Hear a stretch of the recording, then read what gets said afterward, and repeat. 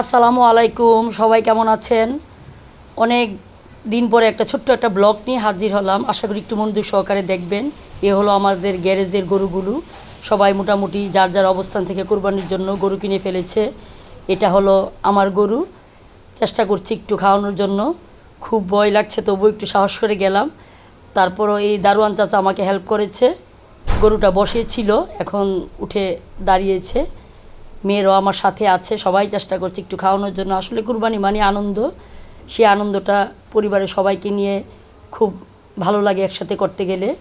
দারোয়ান চাচা আমাকে হেল্প করছে কিভাবে আদর করে কন্ট্রোলে আনা যায়। কিন্তু গরুটা খুবই রাগী। দেশি গরু কেমন হয়েছে সবাই জানাবেন। আমাদের কুরবানির গরুটা আসলে কুরবানিটা আল্লাহর নামে বরকতময়। মেয়েগুলো চেষ্টা করছে, এরা সামনে থেকে পারে নাই, তারপর গ্যারেজের বাইরে থেকে খাওয়ানোর চেষ্টা করছে। আসলে কুরবানি ছেলে মেয়েদের নিয়ে করতে খুবই ভালো লাগে, এরা খুব খুশি হয়। এদেরই শিশুকালটা খুবই স্মৃতি হয়ে থাকে। একদিন হয়তো মা বাবা থাকে না, কিন্তু এগুলো ওদের কাছে খুব স্মৃতিময় হয়ে থাকে। জানি না আবার কুরবানি ঈদে থাকবো কি না, কিন্তু এগুলো একটা স্মৃতির মতো হয়ে থাকলো। সবাই যার যার জায়গা থেকে সামর্থ্য অনুযায়ী আমরা আল্লাহর নামে কুরবানি দিব। সবাই সবার মতো করে চেষ্টা করে যাব। একটা ব্লগের মাধ্যমে আপনাদের মাঝে এসেছি। এখন চলে যাব ছাদে। আজকে সারা দিনই টুকিটাকি কাজ করব। চালের রুটি বানিয়েছি। আমাদের ব্রাহ্মণবাড়িয়ার ঐতিহ্যবাহী চালের রুটি, আমরা চালের রুটি বানিয়ে তারপর ছেঁকে ফেলি, তারপর রোদ্রের মধ্যে দিয়ে দিই। রোদ্রে শুকিয়ে রাখি, তারপর ভিজিয়ে আমরা মাংসের তরকারি দেখাই। এভাবে আমরা অভ্যস্ত ছোটো থেকেই। এটা আমাদের ব্রাহ্মণবাড়িয়ার খাবার। তারপর জিরাগুলো শুকিয়ে নিলাম। আজকে সারা দিন টুকিটাকি কাজ করব, সব মশলা করে নিব। আকাশের অবস্থা খুব একটা ভালো না, মনে হয় আজকে বৃষ্টি হবেই। এখন নিয়ে নিব চালের রুটিগুলো, যেহেতু বৃষ্টি আসবে, ভিজে গেলে সমস্যা। কিছু কিছু গাছ শেয়ার করি। এটা লজ্জাপতি গাছ। এই গাছগুলো আমার খুবই প্রিয়।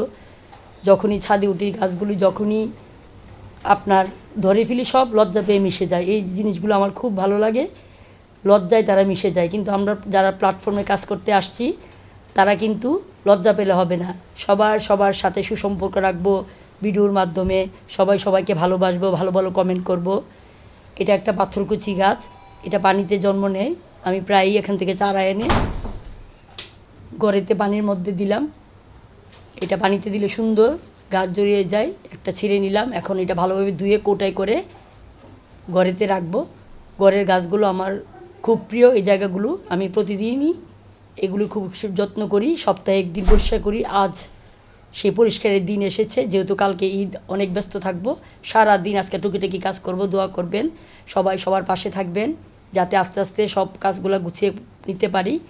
সব মশলা করে নিব, সব পানি চেঞ্জ করব, গাছ পরিষ্কার করব, টুকিটাকি ঘরে সব